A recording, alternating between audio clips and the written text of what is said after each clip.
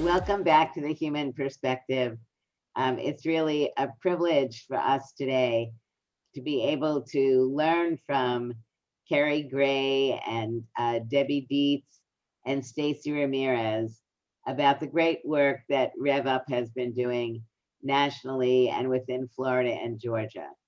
I decided that I wanted to start a program early on in 2020 that focused on voting because for all of us, regardless of our party affiliation, the issue of being able to vote as disabled individuals is really critical. Let me please briefly introduce myself. My name is Judy Heumann. I'm a 73-year-old white disabled woman. I use a motorized wheelchair. I have brown hair and I'm wearing dangling earrings and I'm wearing a sweater, which is multiple shades of purple. And I'm in our foyer and we have all kinds of family photography and other things around me. So Keri, you're next. And Well, could thanks. you also let people know a little bit who you are? Yes, absolutely. Well, thanks so much for having me and everyone here today, Judy. My name is Keri Gray. I work at the American Association of People with Disabilities as their senior director. And in my role, I have the absolute pleasure of managing our Rev Up initiative, which is our voting initiative to advance the disability vote. My pronouns are she, her, and as an image description, I am a Black woman that currently is wearing a green and orange head wrap. I have on some gold earrings and a blue sweater with a purple shirt. And you'll see this dark living room with a bunch of plants in my background. And I'm excited to be here today. Thank you. Debbie. Hi, my name's Debbie Dietz. I'm the Executive Director of Disability Independence Group, and I'm one of the co-founders of our Florida Rev Up chapter. My image description, I'm a white woman. I have glasses on, red hair braided, and a purple shirt. And I'm so excited to be here today. Thank you. Thank you. Stacey. And last but not least, I am Stacey Ramirez. I'm the State Director of the Art Georgia, but in the capacity of this conversation, I am a co-chair of Rev Up Georgia. Did a lot of awesome work in a recent runoff election. I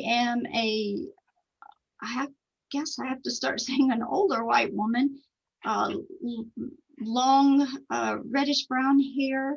I have a white shirt and a sports jacket, a gray sports jacket on, and excited to start having a conversation about this great opportunity that you can start to have fun with and rev up. Thank you all. So Keri, many of you know Keri Gray. She is an amazing leader who I've had the privilege of knowing for a number of years now. And it's been a wonderful opportunity for me to see how you have been growing and how you have been using your inner strength and your vision for not just the issues around voting, but really the empowerment and inclusivity of the disability movement.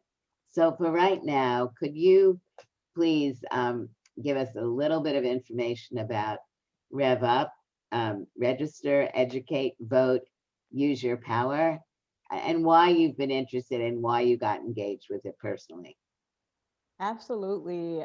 Super appreciate your comments earlier. So I've had a long relationship with AAPD since I was in college, and AAPD is a really important organization to me personally because they helped introduce me to the disability movement and the fact that it exists and the fact that you can have power in who you are as a person with a disability. And so I had the opportunity to transition from knowing them as a young advocate and just trying to understand who I am, and the wake of a society that often doesn't feel empowered by people like me, to help to work with them and helping to manage their Rev Up initiative. Rev Up is really about civic engagement. It's about making sure that people with disabilities understand their political power and they're executing it and utilizing that to the best of their ability. And that's important to me. I have this background of just trying to figure out how can we support support our community, our people, in every possible way that we so desire. And so I started at AAPD a couple of years ago, maybe not even quite just 2 years yet, actually.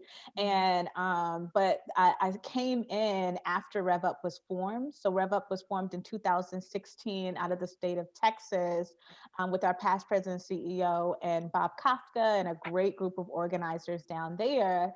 And I've been able to help build upon with their mission of advancing the disability vote, of making sure that people with disabilities understand that you have the right to vote. And not only do you have the right to vote, but you have a right to an accessible election, and you have the right to hold these candidates that are running for local, state, and federal positions accountable for the needs that you see are necessary for your individual self and for your community.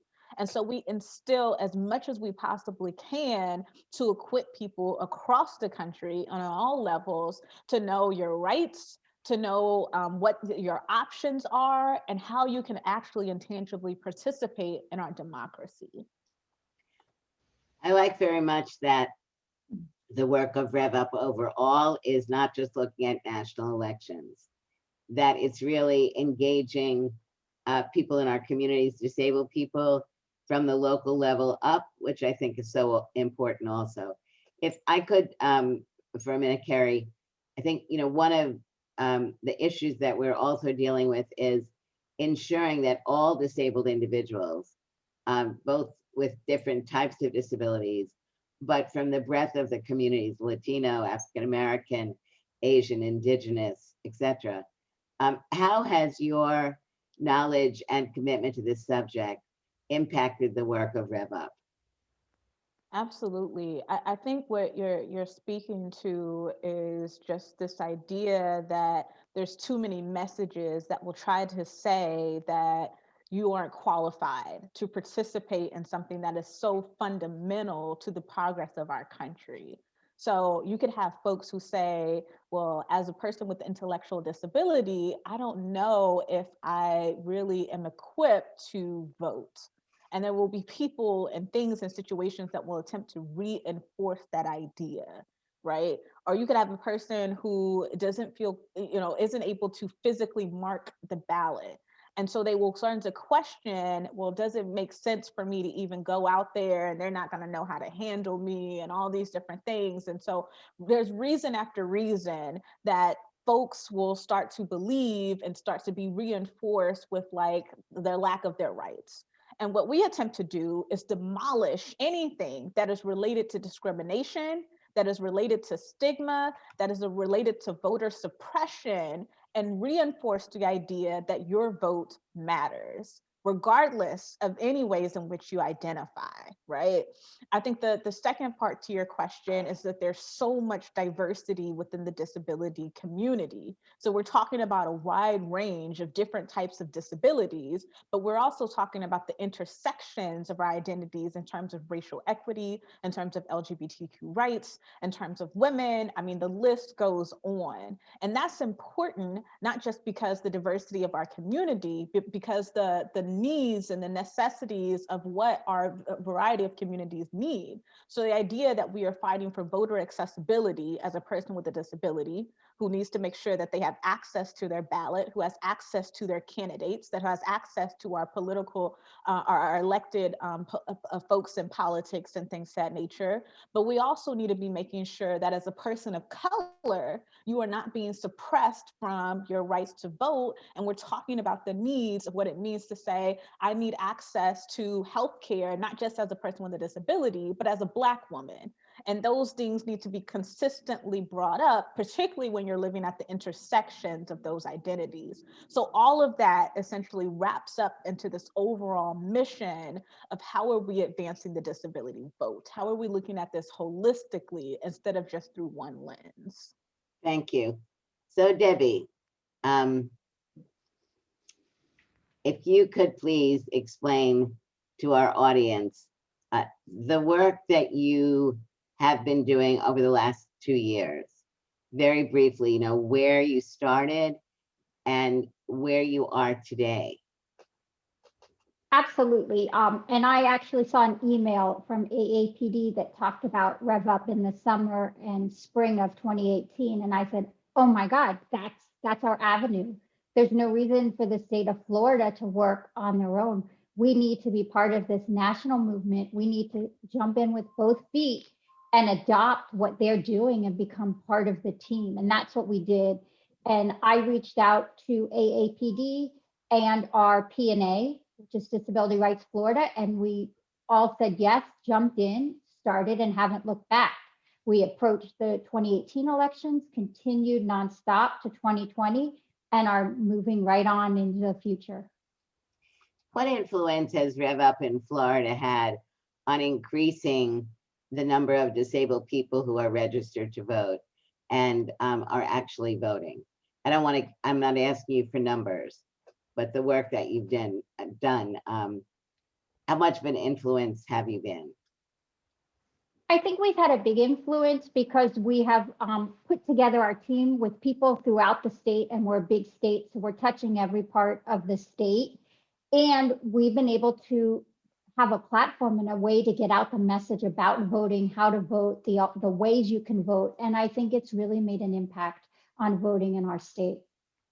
And I think if you could explain like one of your main emphases, because I know that you were looking at the issue of absentee balloting. If you could talk a little bit about that. Absolutely. Our state allows you to get an absentee ballot for any reason, that you're just allowed to request it and get it. But what was happening is they weren't accessible for people that are blind or print impaired. And we What does that mean? What does that mean is that it's a piece of paper that comes in the mail. So if you can't read it or you can't use a pen to fill it out, you cannot vote independently and privately like everyone else. And we wanted to work on changing that. Our state had been in the process of putting in the steps to do it, but they weren't getting to the final step so that it could be implemented. So we were able to work together within our state to make that happen. And we were able to make it happen for the 2020 election in 5 counties in our state as a pilot project, with the promise that all 67 would be having it by 2022. So it was huge. And now we're working to make that permanent change by 2022 with our coalition. And is the work that you've been doing in Florida across disability, and have you also been working with other groups that weren't necessarily focusing on the disabled voter? Yes, our organization is cross disability from day one, is very important. And we are working with other civic engagement and voting organizations throughout the state so that we can all work towards the same thing, which is making sure that people can vote and be involved in the process. Absolutely. Now, Florida is a very diverse state, both from age and racial diversity and linguistic issues. So I'm wondering, were you able to address issues of people whose first language wasn't English? We did. We really tried to do that, and also to be very careful about American Sign Language and making sure that American Sign Language was included also, and that closed captions and simplified language. So we approached language from all different angles. And it's very important to us in our work. And I think for people who are listening, we won't get into all of this today, but we will be giving you information on how to get in contact with Rev Up and how to get in contact with Debbie and Stacey. And so some of the issues I'm trying to raise now are really to give you all an opportunity to think about questions that you may have either individually or as a city, a county, a state that you want to get more information about. So we'll get back to both of you. And Stacey, hi. Hi. So you've been involved in this game longer than Rev Up has existed at the national level. And so maybe if you could give us a brief overview of how and why did Georgia jump into this? And it was how many years ago now? Yeah, well, Rev Up started before it had already been established before I jumped into Rev Up per se. So I'd have to actually go back to Keri for Rev Up Georgia originally. I've been involved just even from sitting in on the calls and just as a little advocate trying to figure out what Rev Up was for probably 10 years now. And then was asked to step in as a co-chair probably about 8 years ago. Vinny Ovchesky was the chair and was keeping it going strong. And when I say it, a Facebook page is what Rev Up Georgia was for many years. And then during the legislative session, we would host Friday calls. Maybe the day of the week would change, but weekly calls just to check in to make sure that people who were interested in the legislative session knew what was going on.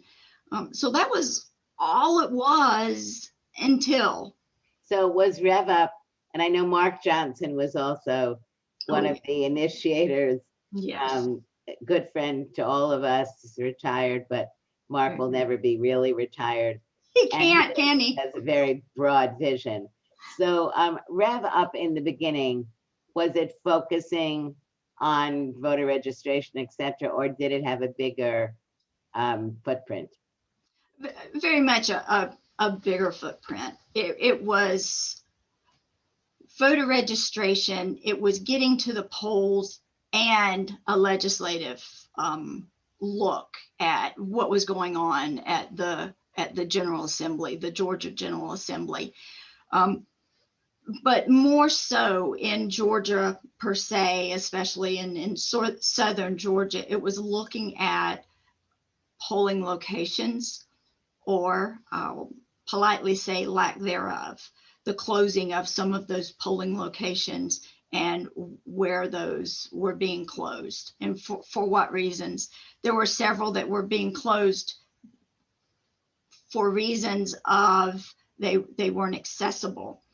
But when you looked at where they were being closed, it was in neighborhoods of lower socioeconomic status and in areas that neighborhood would not have, it would have been very difficult to get to another polling place.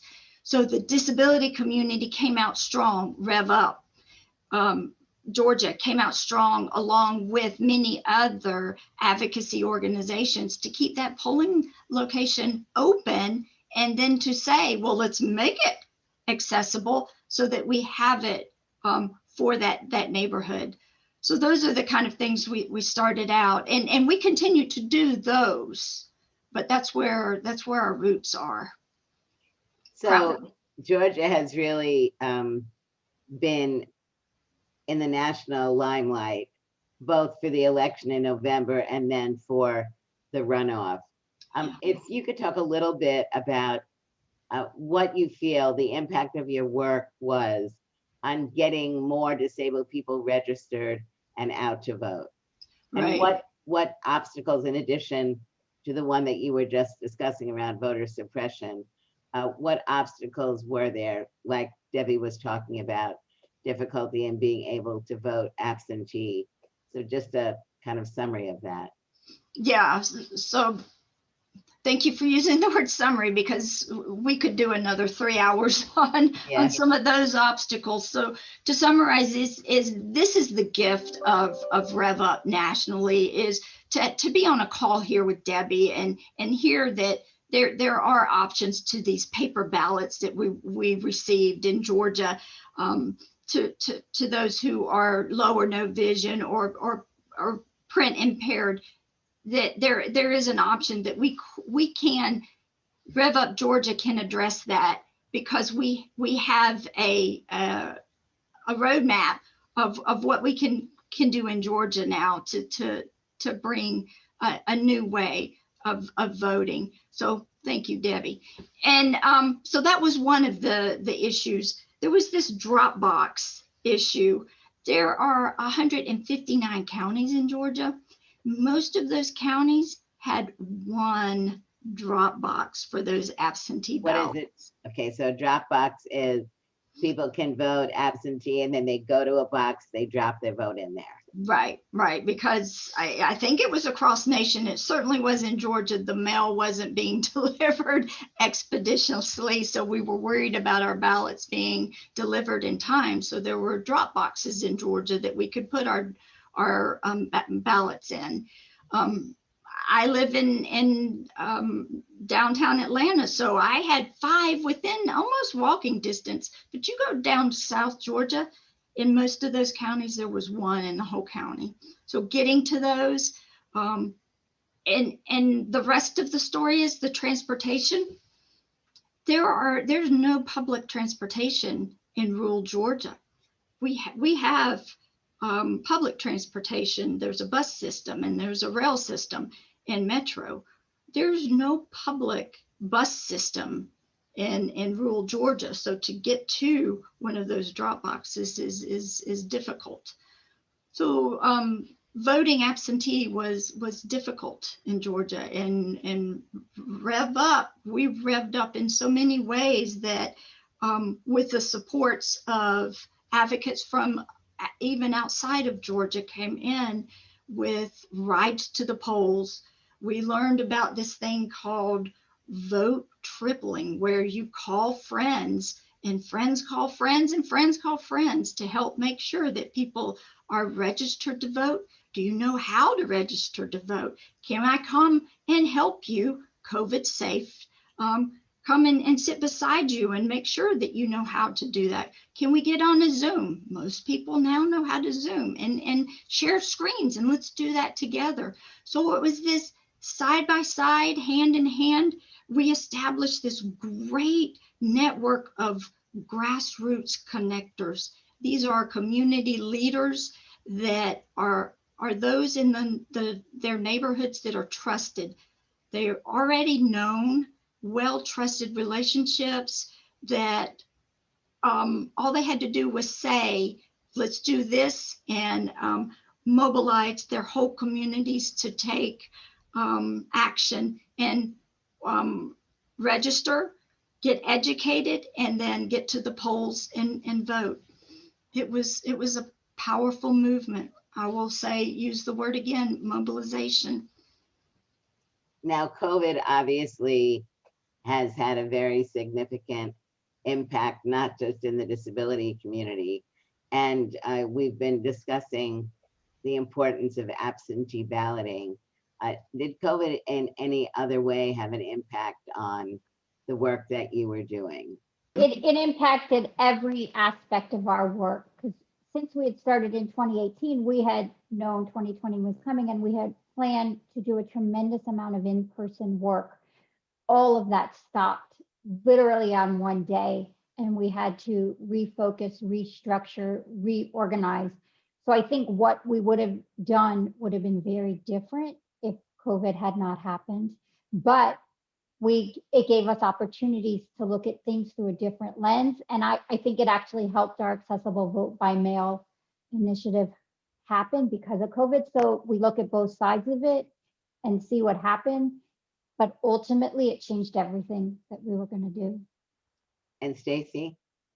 Oh, ditto, truly. The one beauty it brought to is in advance of the runoff, we had the opportunity to support each other, to learn video conferencing, just like we're doing now. So there was a lot of education going on beforehand, so that when we came to the runoff election, to support a community member, to get on a Zoom wasn't as cumbersome as it could have been. There's a knock on the door, and Stevie's gonna go open the door. It's our 5.5-year-old neighbor who maybe might come in and say hello. Hello. This is Theodore. These are our friends. This is Keri and Stacey and Debbie. This is Theodore. Hi. Theodore will run for president someday. I believe This, it. I'm You sure, gotta do that. right? You'll get my vote. The we're talking about voting right now. Okay, so, all right. I'll see you soon. Bye-bye. Hi. So this is our Mr. Rogers, but Keri, you know, there are quite a number of states that are involved with Rev Up. How many are involved right now? We have 16 states that are officially a part of Rev Up as right now. So when you look at the work that you've been doing from the 30,000-foot level, what would you see as some of the important changes that have been occurring in the US, as well as challenges that we're still needing to address as we move forward?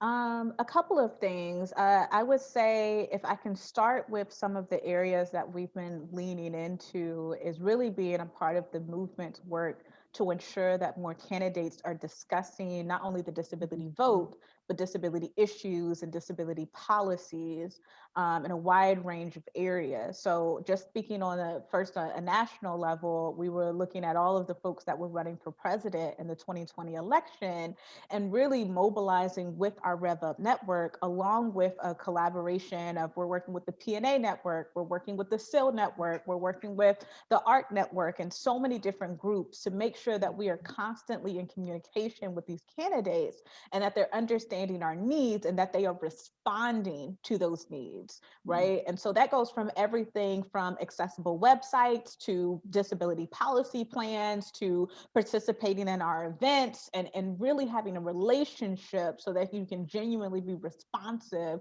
to what disability rights needs and what that looks like. So I've seen a lot of progress in that area.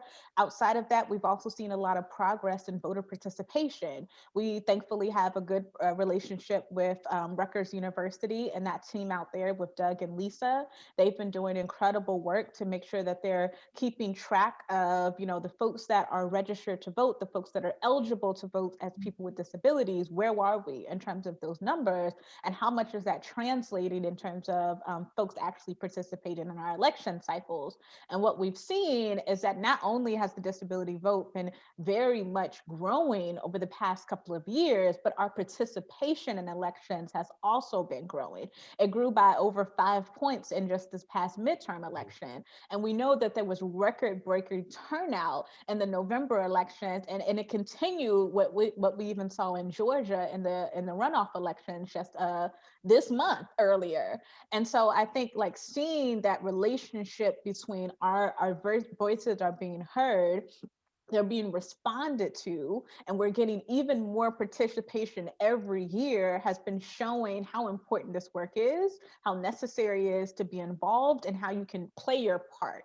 That said, there is still a lot of progress that needs to be made, right? Because most of us were not prepared for a pandemic. We can't, take that away from folks. There was a lot of things that we had to rapidly get underway. But that does not, make it okay for us to have as many accessible issues as we did when it came to folks participating in an election cycle. When it came to the primary season, that should have looked very different. There was not enough rapid response. There was not enough communication with the disability rights community to make sure that people were equipped to have, there were still some polling places that were open. But were they accessible? Was that prioritized? Not everywhere. Was every candidate talking about disability issues? Was every candidate creating a disability policy plan? That did not happen. And there was not enough intentionality still to this day of what it means to ensure that you are looking out for all people that you will be accountable for. So there's still a lot of progress that needs to be made. There's still a lot of participation that we are wanting to see happen across our community. We still have too many people who have questions on their eligibility, on deadlines, on registration, on whether they legally have the right to vote. So all of those things have an impact on the progress that we need to be having across our country. So there's been, as I mentioned, there's been some great progress, but we need a lot more support and we need a lot more accountability to ensure that our community is taken care of. So I'm going to ask you, Debbie and Stacey, very rapidly. if there's one thing you would like to see change in the work that's going on in Florida and in Georgia, what would that be? In terms of voting or in terms, I think we want to make sure that everyone that can vote has the ability to vote and has the ability to get to the polling places if they want to, whether that includes transportation or whether they want to vote at home and vote by mail, that everybody who wants to vote and is allowed to vote gets to vote and has their voice heard. That's the most important thing. Stacey? One thing, because I believe that to be foundational, is that people with disabilities are highly involved in their local board of elections. You start those conversations at that fine, foundational level, and then we can build on those relationships. Thank you. And Keri? I know one thing is difficult, but if there's one change between now and the next major national election in 2022. You're right. There are many things. Yes. But I guess one thing that I will point out is increasing our collaboration with, both elected officials and the broader civil rights community, right? That collaboration is going to ensure that holistic approach to accessibility that we were talking about and voter engagement that we were talking about earlier. We need to be fostering those relationships with all different types of groups so we understand their standpoint, but we're advocating for them, they're advocating for us, and we need for elected officials to be intentional. They don't have to wait for us to reach out to them, but for them to be actively seeking our groups out so that they understand what they need to be doing and how they can be doing it better. So those collaborations, the relationships, I think will be fundamental for what the future will look like. Well, we're coming to an end, and I want to thank Keri very much for her last comments and all of you for your participation. I would speculate that given that Rutgers data will come out in the summer and will strengthen comments that all of you have made about the increasing number of disabled people voting, that those people who are running for office, whether it's their first time or they're trying to maintain their seat, will recognize that the vote for disabled people does matter to them and will get disabled people more involved in their campaigns and make sure that if questions come to them, either in the form of a letter to please answer or at a debate, that they will answer them. But most importantly, in my view, is that they recognize that including disability in their campaign speeches, in their literature, in recognizing that we are a powerful bloc will occur. So thank you all very much. It was great to be with you. Have a good day, everybody. Thank you, Judy. Thank you. Thank you.